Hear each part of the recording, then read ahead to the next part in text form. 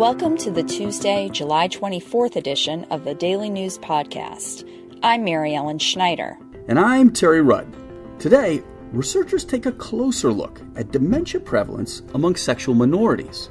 Also today, how physicians can counsel parents about the risks food additives pose to their kids.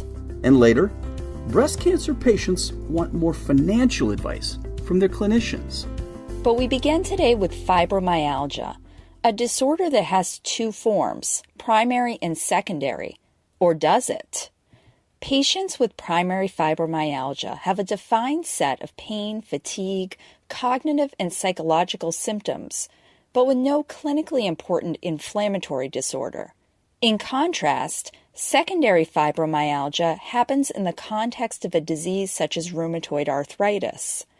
In fact, Dr. Frederick Wolf of the University of Kansas in Wichita argues fibromyalgia's symptomatology and severity are virtually identical among people with primary and secondary forms, and that means there may be one form too many.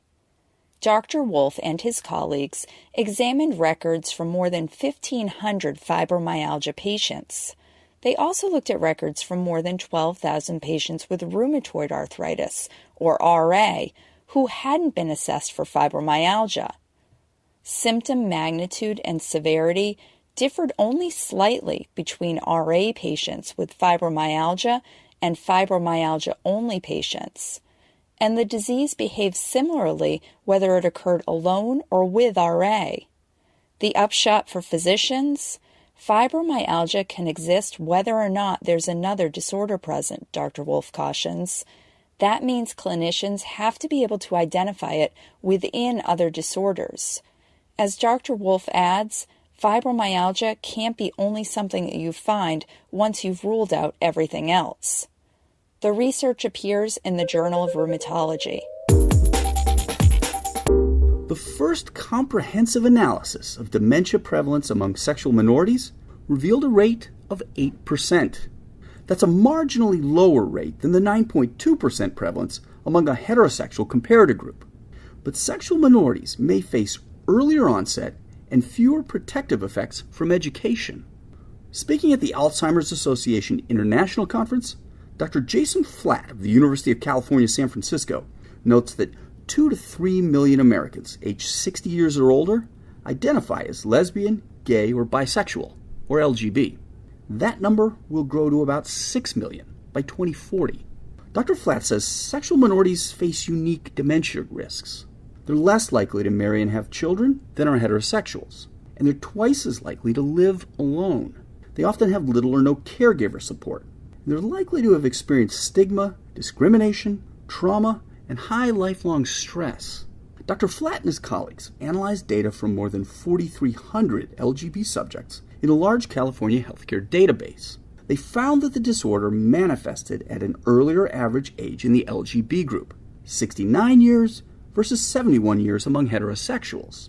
And higher education in LGB patients didn't exert the same protective influence seen in general populations. Depression almost tripled the risk of dementia among sexual minorities. But it was also a significant dementia risk factor for heterosexual patients, increasing their odds 2.5-fold. It's time to overhaul how the U.S. regulates food additives that pose risks to children and infants. That's according to a new policy statement by the American Academy of Pediatrics. In the meantime, physicians can offer parents some practical suggestions to reduce exposure to some of the greatest food additive offenders. The AAP's most wanted list includes bisphenols, including bisphenol A, phthalates, certain pesticides, perfluoroalkyl chemicals, perchlorate, artificial food colors, nitrates, and nitrites. The Academy's Council on Environmental Health notes that concerns about food additives have risen in the past 20 years. New research has revealed adverse health effects associated with those chemicals, including endocrine disruption. What can physicians do? The AAP recommends offering the following advice to parents. First, prioritize fresh or frozen vegetables in meals. To help, physicians should develop a list of low-cost sources for fresh fruits and vegetables in their communities. Avoid processed meats and avoid microwaving food in plastic. That includes infant formula and pumped human milk. Avoid washing plastics in the dishwasher and use plastic alternatives such as glass or stainless steel. Encourage both hand washing and washing all fruits and vegetables. Finally, have parents look at recycling codes on products and avoid plastics with codes 3, 6, and 7 unless they're labeled as bio-based or greenware. Breast cancer patients say their clinicians aren't delivering a key component of treatment, help in tackling the potentially devastating financial impact of their cancer. That's according to a survey of physicians and patients conducted by Dr. Reshma Jagsi and her colleagues at the University of Michigan in Ann Arbor. They surveyed more than 2,500 women with early-stage breast cancer, as well as nearly 900 oncologists and surgeons. About half of medical oncologists and even fewer surgeons and radiation oncologists said they had someone in their practice to discuss the financial implications of treating breast cancer. But 73% of women surveyed said their providers didn't offer much or even any help in managing their cancer's financial impact.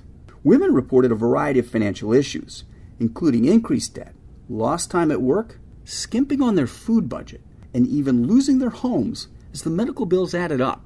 More than half of the women who expressed a desire to talk to healthcare providers about breast cancer's financial effects said that discussion never took place with any health professional, physician or otherwise. Given the remarkably common experiences of financial burden, Dr. Jagsi says physicians should train themselves and their staff on how to talk with patients about breast cancer's financial impact. The study appears in the journal Cancer. And that concludes this edition of the MD Edge Daily News. You can subscribe to the Daily News wherever podcasts are found. For MD Edge, I'm Terry Rudd. And I'm Mary Ellen Schneider. As always, you can find these stories and more at mdedge.com.